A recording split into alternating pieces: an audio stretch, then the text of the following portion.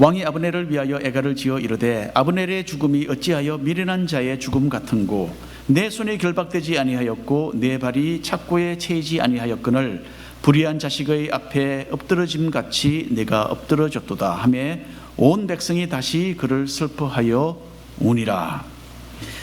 자, 하와이는 이 온 세상 사람들이 꼭 죽기 전에 한 번은 방문을 해보기를 원하는 그런 아름다운 곳입니다. 그런데 참 우리는 하와이에 살기는 하지만은 정작 하와이를 즐기지는 못하는 참 아이러니한 그런 생활을 우리가 모두가 하고 있습니다. 물론 지금은 코로나 때문에 그렇기도 하지만은 그 이전에도 그렇죠, 그렇죠? 와이키키가 바로 우리 코앞에 있는데도 몇 년이 가도 와이키키 바다에 몸을 담그는 일이 없지 않습니까? 그것이 우리의 현실입니다. 자, 얼마 전에는 이런 모순을 깨뜨리고 모처럼 시간을 내서 가족과 함께 오아후 섬 북쪽에 있는 노스쇼로 가보았습니다. 오후 늦게 해가 질 무렵에 거의 선셋 비치에 저희들이 도착을 했어요. 가족과 함께 이 모래에 앉아서 그 넓은 그 바다를 우리가 바라보았습니다. 자, 그리고는 또 끝없이 그냥 펼쳐져 있는 그 모래를 한번 밟고 싶은 마음이 들어서 밟고 멀리 반대쪽으로 가보았습니다. 한참을 걸어갔는데 보니까 바닷가 바로 근처에 지은 집들이 이렇게 나오는 거예요. 바로 해변가 근처에. 자, 근데 그 집들은 좀 예사롭지 않은 그런 모습을 다 하고 있었습니다. 이 집들은 모래사장보다도 약 한 15피트 정도 더 높은 위치에 세워져 있었어요. 그러니까 보통 우리가 2층 집을 바라보듯이 그렇게 그 집을 바라보는 겁니다. 그런데 이상하게도 이 집들은 모두 이 바다 쪽을 향하는 울타리들이 다 부서져 있었어요. 그리고 울타리 아래로는 거대한 검은색 천을 이렇게 드리워서 땅을 덮어 놓고 있었어요. 제가 처음 보는 그런 광경이었어요. 자, 그 일대는 땅이 아래로 가라앉고 있었습니다. 울타리가 제일 먼저 내려앉았고요. 그리고는 그 다음에는 울타리 안쪽으로 있던 뒷뜰도 차례로 아래로 쓰러져 내려갔고, 이제는 어떤 집은 보니까 해변을 바라보는 그 집 벽이 이제는 무너질 그런 위험 가운데 있더군요. 자, 그곳에 사는 어떤 사람과 짤막하게 제가 한두 마디 대화를 나누었습니다. 언제부터 이렇게 땅이 이렇게 씻겨 내려가기 시작했느냐 그랬더니 특히 2년 전에 갑자기 상황이 많이 심각해졌다, 그렇게 대답을 했습니다. 자, 저는 왜 이런 현상이 일어나는지 금방 이해를 할 수가 없었어요. 이 집들은 모두 보니까 지은 지 막 몇십 년이, 40년, 50년이 된 그런 집들 같았어요. 물론 그 옛날에는 안전한 지역이다라는 그런 판단에 의해서 시에서 허가를 받고 집을 짓지 않았겠습니까? 그런데 왜 갑자기 땅이 내려앉는 그런 위기에 놓이게 되었는지 알지를 못하겠는 거예요. 그래서 제가 집에 와서 인터넷을 찾아보며 연구를 해봤습니다. 공부를 했는데 세계 여러 곳에는 해변의 모래가 이렇게 생겼다가 또 사라지고 이런 현상이 거듭해서 일어난답니다. 바다 물속의 흐름은 우리 육안으로 보기에는 항상 일정하게 보이는 것 같아도 과학자들이 그 속에 카메라를 설치해서 가만히 보니까 실제로는 그게 물의 움직임이 대단히 복잡하다라는 것을 발견했다고 합니다. 그래서 물이 흘러도 그냥 왔다 가는 게 아니고 그 속에 흐름이 다 있다는 거예요. 어떤 물이 시계 방향으로 와서 나가기도 하고 시계 반대 방향으로 또 나와서 가기도 하고, 어떤 때는 위에는 시계 방향, 아래는 시계 반대 방향, 이런 식으로 해서 아주 복잡한 그런 움직임을 보이고 있었다고 합니다. 그래서 이 바람과 또 파도의 그 강도에 따라서 이 짧은 시간에 바닷속에 있는 모래가 육지로 이렇게 부상하기도 하고, 또는 어떤 때는 반대로 모래가 있다가도 바닷속으로 이렇게 쏠려 들어가기도 한답니다. 그래서 어떤 곳에는 하루 사이에, 불과 하루 이틀 사이에 수백만 톤의 모래가 생겼다가 또 사라졌다가 또 생겼다가 그런 데도 있다고 합니다. 참 믿기 어렵죠, 그렇죠? 그런데 지역마다 이런 일들이 있다고 합니다. 자, 다시 선셋 비치로 돌아와서 이 선셋 비치 일대는요, 한 7, 80년 전에 큰 폭풍이 하와이에 들이닥쳤을 때에 모래가 갑자기 산더미 같이 밀려와서 그렇게 새로운 그런 지형을 형성하게 되었다고 합니다. 자, 세월이 흐르면서 모래 표면에는 흙이 좀 쌓이게 되고, 그 다음에 또 흙이 덮이니까 뭐 풀도 조금 나고, 이렇게 보통 땅처럼 변한 겁니다. 또 그 후에 뭐 좀 시간이 지나면서 사람들은 그 땅 위에 집을 짓게 되었어요. 그렇죠? 자, 선셋빛에 살던 사람들은 수십 년 동안 땅이 괜찮았기 때문에 그 위에 집을 지은 거죠. 하지만 그 아래 기초를 형성하고 있던 것은 무엇입니까? 여전히 모래입니다. 이제 파도가 역으로 이제 움직여서 모래를 바다 쪽으로 쓸어가는 그런 과정으로 접어드는 거죠. 그래서 모래와 함께 이제는 집도 쓰러져서 쓸려서 물속으로 떨어질 그런 참 안타까운 상황을 앞두고 있는 것입니다. 자, 그것을 보고 제가 예수님의 말씀이 생각이 났어요. 이런 말씀이 있지 않습니까? 마태복음 7장에 있는 말씀, 나의 이 말을 듣고 행하지 아니하는 자는 그 집을 모래 위에 지은 어리석은 사람 같으리니 비가 내리고 창수가 나고 바람이 불어 그 집에 부딪힘에 무너져 그 무너짐이 심하니라. 옛날이나 지금이나 이렇게 모래 위에 집을 짓는 일은 뜻밖에도 많이 일어나고 있습니다. 다윗이 살던 때도 영적인 의미에서 모래 위에 집을 지었던 어리석은 사람이 있었습니다. 자, 이 사람은 어리석고 참 미련한 사람의 모습으로 나중에 엎드러져서 마지막을 장식하기도 했어요. 자, 하나님의 뜻을 거역했던 이 미련한 사람의 죽음에 대한 이야기를 통해서 잠시 우리 자신들을 돌아보는 그런 기회를 가지게 되기를 바랍니다. 자, 사울 왕이 죽은 후에 다윗은 헤브론에서 작은 왕으로 출발을 하죠. 온 이스라엘 나라를 다스리는 그런 왕이 아니고 다윗의 가문인 유다 지파의 왕으로 작게 그렇게 시작을 합니다. 자, 다윗은 왕이 되었지만은 이스라엘 나라 전체를 다스리기까지는 여러 해를 더 기다려야만 했습니다. 왜 그렇습니까? 사울 왕의 군대 총지휘관으로 있던 아브넬 장군이 협력하지 않아서 그렇습니다. 자, 아브넬은 죽은 사울 왕의 사촌 형제라고 지난주에 말씀드렸죠. 아브넬은 이스라엘 군대를 움직이는 큰 권력을 행사하고 있었습니다. 그렇기 때문에 이스라엘 백성들은 좋든 싫든 이 아브넬 장군의 말을 들어야 되는 거예요. 그래서 다윗이 유다 족속이 된 지 5년 후에 아브넬 장군은 사울의 아들 이스보셋을 왕으로 세웁니다. 아브넬은 조카 이스보셋을 꼭두각시 왕으로 세웠지만 실제 권력은 누가 가지고 있습니까? 자기 자신이 가지고 있었던 거죠. 자, 여러분, 이스라엘 나라가 있습니다. 이스라엘 나라 가장 최남방에 유다 지파가 있어요. 자, 유다에는 다윗이 왕이고, 그리고 이스라엘 그 외에 11지파 북쪽에는 이스보셋이 왕으로 다스립니다. 나라는 하나인데 왕이 둘이에요. 그래서 이런 상황에서 이스라엘 나라는 어쩔 수 없이 서로 나누어져서 싸우는 그런 갈등을 겪게 됩니다.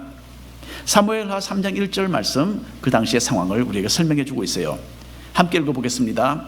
사울의 집과 다윗의 집 사이에 전쟁이 오래매 다윗은 점점 강하여 가고 사울의 집은 점점 약하여 가니라. 하나님께서는 자신이 선택한 사람 다윗의 편에 서 계셨어요. 그래서 전쟁이 일어날 때마다 다윗이 승리하도록 해주셨습니다. 지난주에 읽어보았던 아브넬 장군 그리고 다윗의 부하 요압 장군의 사이에 일어났던 그 싸움, 그것이 한 예였어요. 그날 있었던 전투에서 어떻게 되었습니까? 요압은 다윗 쪽에서는 20명의 부하를 잃었습니다. 하지만 아브넬 쪽은 360명의 전사자를 내지 않았습니까? 하나님께서는 다윗에게 이렇게 압도적인 승리를 계속 하도록 허락해 주셨던 것입니다. 그래서 만일에 다윗이 원하기만 했더라면 무력으로 나라를 통일할 수도 충분히 있었을 것으로 저는 생각합니다. 하지만 다윗은 필요 이상으로 동족의 피를 흘리는 일을 선택하지 않았어요. 인내하면서 하나님께서 자신의 뜻을 이루어 주실 것을 기다리고 있었던 것입니다. 다윗은 이미 하나님으로부터 왕이 될 것이라는 분명한 약속을 받은 사람이었어요. 그래서 이 일이 하나님의 방법대로 하나님의 뜻 가운데서 이루어지도록 모든 것을 하나님께 맡기는 그런 믿음을 가졌던 것입니다. 그리고 하나님께서는 순리를 선택한 다윗을 위해서 일이 무리 없이 성취되도록 계속해서 움직이고 계셨습니다. 사무엘하 3장 6절 7절 말씀인데요, 제가 한 절 여러분 한 절 읽어주시기를 바랍니다.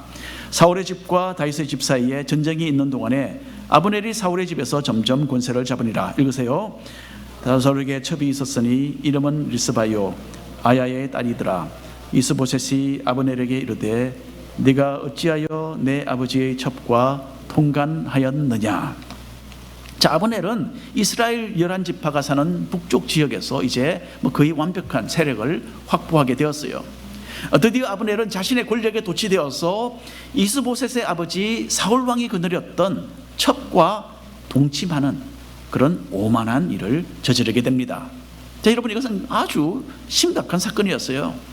이전에 군림했던 사울 왕의 여인을 아브넬 장군이 취한다는 것은요, 이 사람이 왕의 위치를 넘본다는 뜻이었어요. 자, 그때로부터 약 한 50년 후에 솔로몬 왕 시대에 이런 비슷한 일이 있었습니다. 솔로몬에게는 아도니아라는 배다른 형이 있었어요.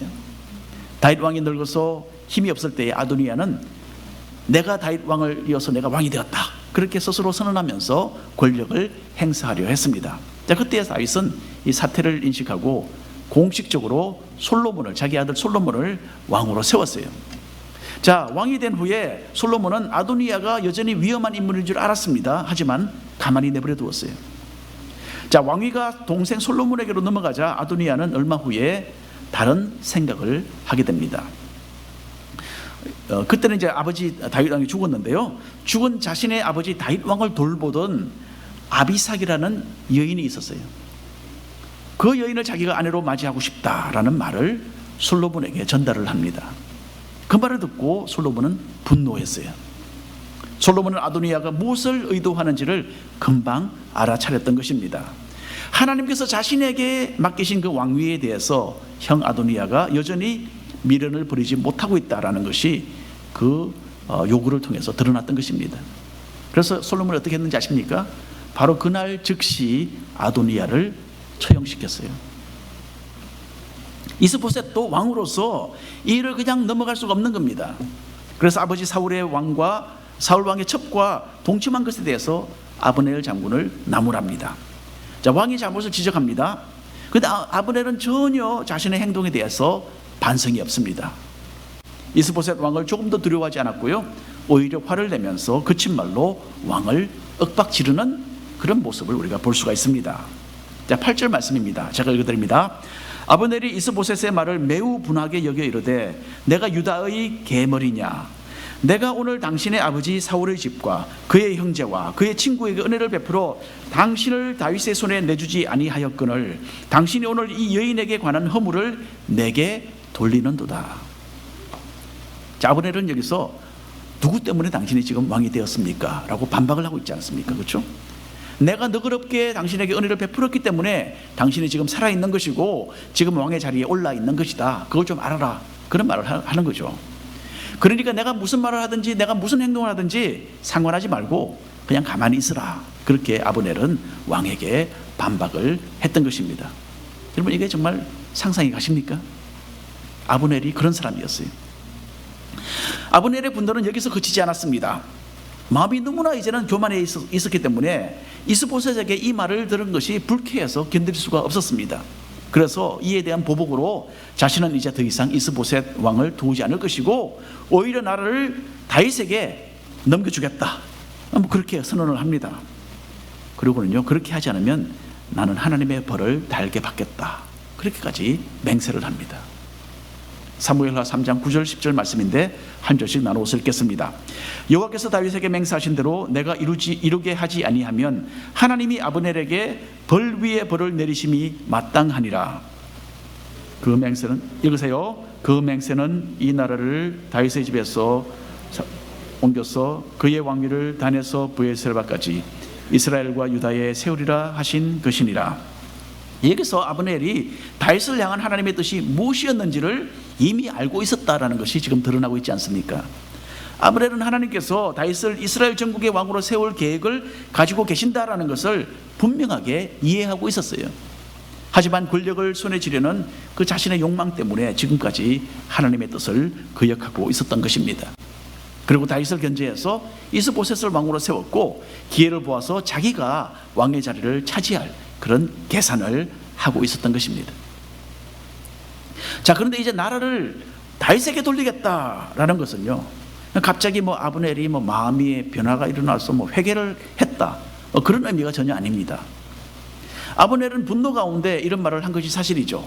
하지만 동시에 지금까지 하나님께서 다윗을 계속 승리하게 하셨고 다윗에 비하면 자기는 자기의 위치는 점점 더 하락하고 있다라는 것을 부인하지 않을 수가 없었던 것입니다. 그래서 지금이라도 다윗에게 충성을 맹세하면 다윗은 자신에게 큰 혜택을 줄 것이다 라는 것을 믿어 의심하지 않았던 것입니다. 여러분, 아브넬은 하나님의 뜻에 대해서는 전혀 관심이 없었어요. 처음부터 끝까지 오로지 자신의 유익과 권력을 쥐려는 그 욕망에 따라서 움직이는 사람이었습니다. 영적으로 밀어내서 인생의 집을 모래 위에 짓는 대표적인 사람이 바로 이 아브넬이었습니다. 마태복음 7장 24절 25절 말씀입니다. 그러므로 누구든지 나의 이 말을 듣고 행하는 자는 그 집을 반석 위에 지은 지혜로운 사람 같으리니 비가 내리고 창수가 나고 바람이 불어 그 집에 부딪히되 무너지지 아니하나니 이는 주추를 반석 위에 놓은 까닭이요. 하나님의 뜻에 순종하고 그분의 말씀에 입각해서 사는 사람은 지혜로운 사람입니다. 이 사람이 짓는 인생의 집은 어떻습니까? 견고한 바위 위에 짓는 것 같아서 비바람이 불어도 든든히 서 있을 것이다. 그렇게 예수님은 비유로 말씀하셨습니다. 우리의 삶 가운데 문득문득 찾아오는 것이 하나 있잖아요. 갖가지 유혹입니다. 갖가지 탐욕입니다. 이런 것을 뿌리치고 하나님의 말씀의 권위 아래 우리는 무릎을 꿇어야 합니다.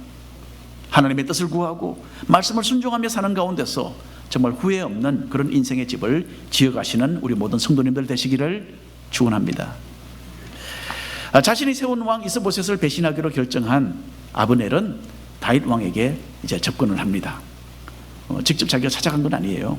사신을 보내는 거죠. 사신을 보내서 이제 다윗과 나는 협력하겠습니다. 그 뜻을 전달을 했어요. 그리고 다윗에게 한 가지 거래를 제안을 합니다. 사무엘하 3장 12절 말씀 한 절씩 나누어서 읽겠습니다. 아브넬이 자기를 대신하여 전령들을 다윗에게 보내어 이르되 이 땅이 누구의 것이니까? 또 이르되 당신은 나와 더불어 언약을 맺사이다. 내 손이 당신을 도와 온 이스라엘이 당신에게 돌아가게 하리이다. 자, 아브넬은 먼저 이 땅이 누구의 것입니까? 라는 이 질문으로 시작하잖아요. 근데 여러분, 이 질문에 대한 답은 두 가지입니다. 이 땅은 다윗 당신의 것입니다. 뭐 이런 의미가 될 수도 있고, 아니면 이 땅은 나의 것입니다. 그런 말이 될 수도 있잖아요. 그렇죠? 근데 이 아브넬이 철저하게 자기중심적인 사람이었다라는 것을 생각해 볼 때에 이 땅은, 이 말은 이스라엘 모든 땅이 내 손아귀에 있습니다 라는 뜻이었을 것으로 생각을 합니다. 실제로 이 가장 이스라엘 남부에 있는 유다 그 땅을 제외하고는 북쪽에 있는 11지파의 그 모든 땅이 누구의 지금 손아귀에 있습니까? 사실은 사실 지금 이 아브넬의 이 주권 아래에 있습니다. 자, 따라서 아브넬은 내가 다스리는 이 모든 땅을 당신에게 줄 테니까 당신은 나와 언약을 맺으십시다. 이렇게 제안을 하는 거예요. 자, 여기서 여러분, 이 언약이 무엇인지는 밝혀지지 않습니다. 무슨 언약을 했을까요? 과거 이 시대의 역사를 고려해 본다면 이 언약의 내용은요, 말하지 않아도 뻔한 것이었어요. 나라가 통일되면 자기가 왕 바로 다음 자리, 군대 총지휘관의, 이제 장군이니까 군대 총지휘관의 자리를 달라, 그런 뜻이었어요. 자, 아브넬의 말을 전해들은 다윗은 하나님께서 배후에 역사하고 계신다라는 것을 제대로 인식했을 것입니다. 이제는 더 이상 피 흘림이 없이 나라가 다시 하나가 되고 자신은 전국을 다스리는 왕위에 오르게 되는 그 길이 열린 것이죠. 그래서 다윗은 하나님께서 문을 열어주시는 그대로 지혜롭게 처신을 합니다. 자, 13절 말씀 읽어보겠습니다. 한 목소리로. 다윗이 이르되 좋다. 내가 너와 언약을 맺거니와 내가 내게 한 가지 일을 요구하노니 나를 보러 올 때에 우선 사울의 딸 미가를 데리고 오라. 그러하지 아니하면 내 얼굴을 보지 못하리라. 자, 다윗은 사신을 통해서 아브넬의 그 제안을 받아들입니다. 하지만 여기에 한 가지 조건을 달죠. 사울의 딸 미가를 데리고 오지 않으면 너는 나를 만날 생각도 하지 말아라. 그렇게 이야기를 합니다. 자, 이제 다윗은 아내 미가를 되찾아야만 했습니다. 오랜 세월이 지났습니다. 결혼한 지. 그리고 헤어진 지도 오래됐어요. 그러나 아직도 자신이 사랑하는 아내였습니다. 뿐만 아니라 사울 왕의 딸 미가를 곁에 두는 것은 자신이 사울을 이어서 왕이 되는 것에 정당성을 더해주는 일이기도 했습니다. 따라서 아브넬이 미갈을 데리고 다윗에게 오는 것은 아브넬 입장에서 볼 때는 다윗을 온 나라의 왕으로 나는 인정하겠습니다, 그런 의미도 있었던 것이죠. 아브넬은 다윗의 조건을 받아들이고 합의를 그렇게 합니다. 자, 다윗은 이제 자신의 사신을 또 이스보셋 왕에게 또 보냅니다. 3장 14절 있는 말씀입니다. 다윗이 사울의 아들 이스보셋에게 전령들을 보내 이르되 내 처 미갈을 내게로 돌리라. 그는 내가 전에 블레셋 사람의 포피 100개로 나와 정혼한 자니라. 여러분, 이 미갈에 대한 이야기가 기억나십니까? 미갈은 이 남편 다윗을 살려주기 위해서 숨겨주고 몰래 도망치게 해줬잖아요. 그 다음에 다윗이 도망치고 난 다음에는, 사울 왕에게서 도망치고 난 다음에는 사울이 자기 딸 미갈을 다른 사람에게 그냥 줘버렸어요.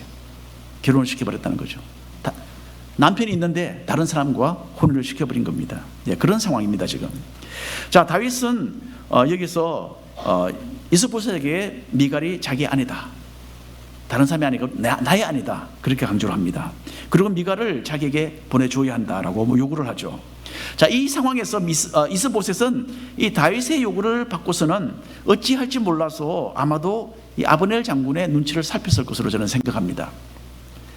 다윗 왕은 이 이스보셋에게는 이 어떻게 보면 라이벌이잖아요, 라이벌. 그런데 자기는 다윗을 거절할 힘이 없습니다. 이스보셋은 아브넬이 도와주면 괜찮겠지만 아브넬이 도와주지 않으면 다윗의 말을 들어야만 되는 힘이 없는 그런 상황입니다. 그런데 아브넬을 보니까 어떻습니까? 아브넬은 이미 다윗과 결탁을 했죠. 미갈을 데리고 와야 된다 하니까 오케이, 미갈 어쩔 수 없습니다. 그래서 아브넬이 자기를 도와주지 않을 것 같은 그런 태도를 보이자 어쩔 수 없이 이스보셋은 그래, 미갈을 데리고 온더라, 그렇게 지시를 내립니다.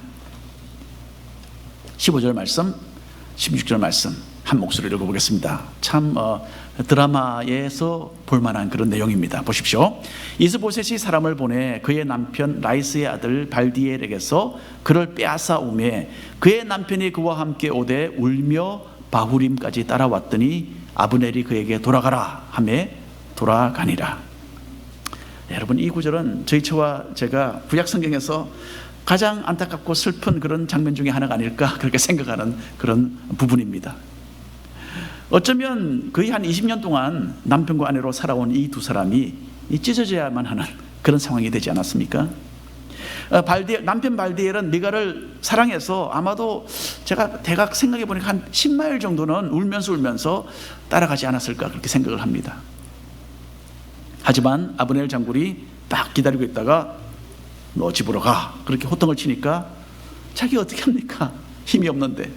그래서 참 슬픈 모습으로 돌아갈 수밖에 없었습니다. 참 다시 한번 하나님의 법도를 어기고 자기 마음대로 일을 처리했던 이 사울 왕 때문에 주변 사람들이 아픔을 겪게 되는 그런 이 한 가지 또 다른 사건이었습니다. 자, 그동안 아브넬은 북쪽의 11지파 사람들의 마음을 다윗에게로 돌리는 그 작업을 하고 있었어요. 그런데 이 일은 특별한 노력이 필요하지 않았습니다.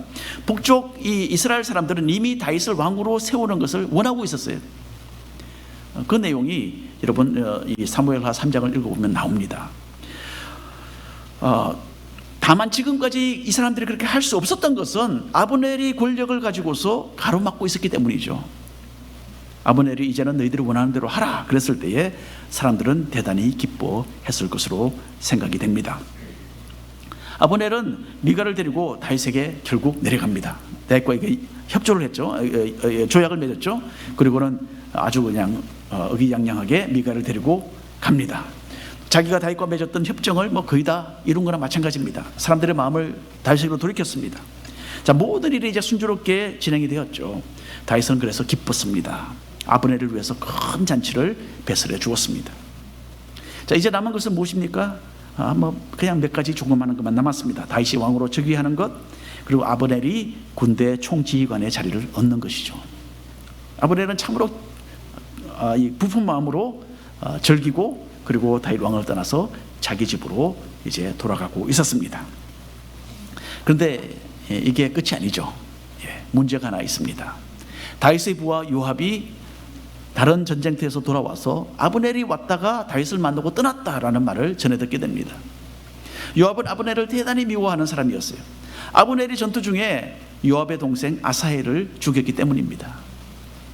우리가 지난주에 이것을 아주 자세하게는 살펴보지 못했는데 시간 관계로, 이 전투에서 아사헬은 그러니까 북쪽 이스라엘과 남쪽 유다가 싸운 거예요. 예? 그래서 이 두 장군이 앞장을 서고 싸웠습니다. 자, 이 전투에서 아사헬은, 그러니까 요압의 아우입니다. 요압의 동생 아사헬은 아브넬 장군을 추격해서 달려갔습니다. 하지만 아브넬은 요압의 동생 아사헬을 죽일 수 있었겠죠. 큰 용사니까. 하지만 아사헬을 죽이고 싶지 않았어요. 그래서 나를 추격하지 말라, 나를 따라오지 말라, 딴 데 다른 녀석 너 따라가라, 쫓아가서 걔들 죽이고 너는 나를 따라오지 말라, 그렇게 여러 번 경고를 합니다.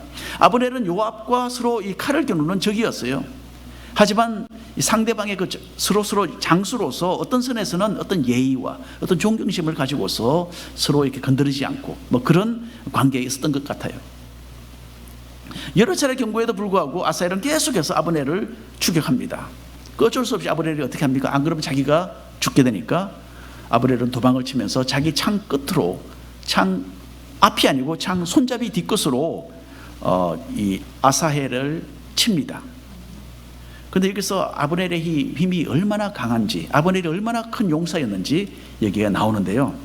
그 창 손잡이가 아사헬의 그 배를 통과해서 등까지 뚫고 지나갔다, 그렇게 기록이 되어 있어요. 우리 여자분들에게 좀 죄송한 이야기지만은 그만큼 이 아브넬이라는 사람이 대단한 사람이었어요.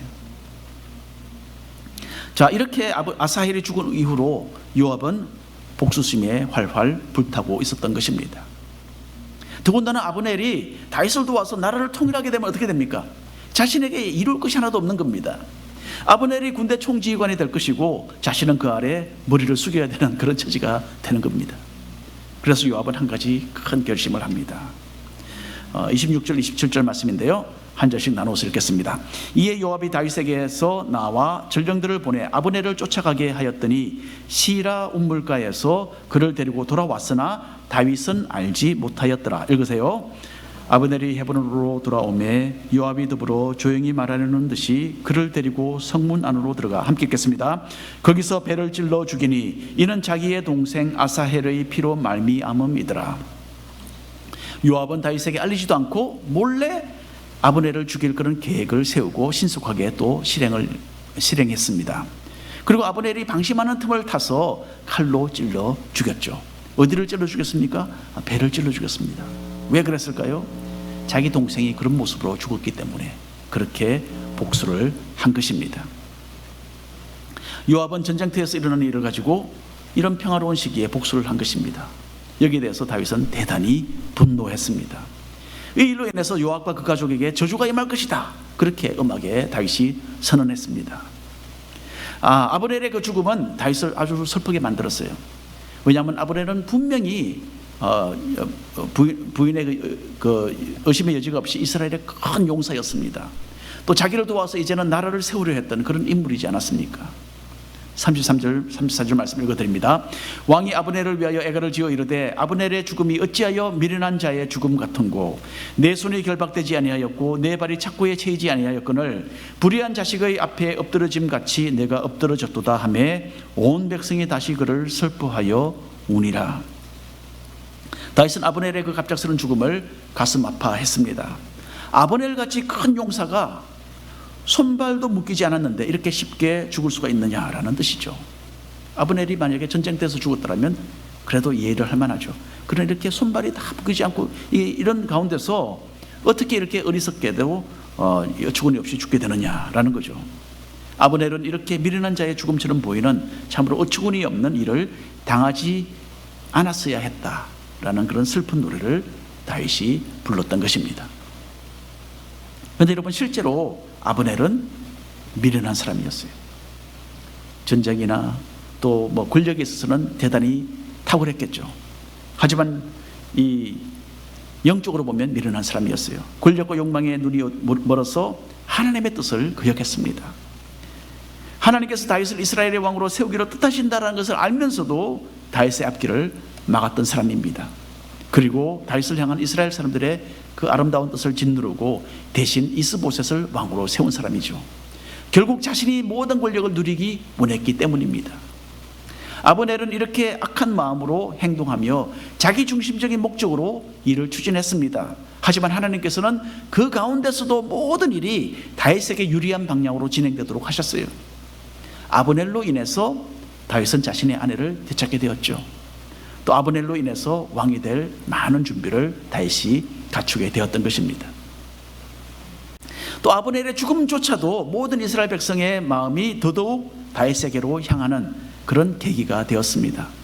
아브넬을 위해서 다윗이 슬퍼하며 애도의 노래를 만들고 또 금식하는 모습을 보고서 백성들은 이전보다도 더 다윗을 사랑하고 존경하게 되었습니다. 하나님은 악인의 그 악한 선택과 행동도 선으로 바꾸어서 사용하시는 것입니다. 잠언서에 이런 말씀이 있습니다. 16장에 여호와께서 온갖 것을 그 쓰임에 적당하게 지으셨나니 악인도 악한 날에 적당하게 하셨느니라. 자신의 욕망을 따라 달려갔던 아브넬의 이야기가 우리에게 경고가 되기를 바랍니다. 아브넬은 영적으로 모래 위에 집을 지으려고 하다가 망한 사람이었어요. 우리는 하나님의 뜻을 거스르고 그 말씀을 거역하는 참으로 어리석고 미련한 삶을 항상 매일 경계해야 합니다. 도리어 다윗처럼 하나님이 복 주시기로 선택한 백성들답게 믿음과 순종의 그 열매를 풍성하게 거두드리는 사람들로 오늘도 또 이 한 주간도 살아가시기를 축원합니다. 기도하겠습니다. 주 하나님 아버지,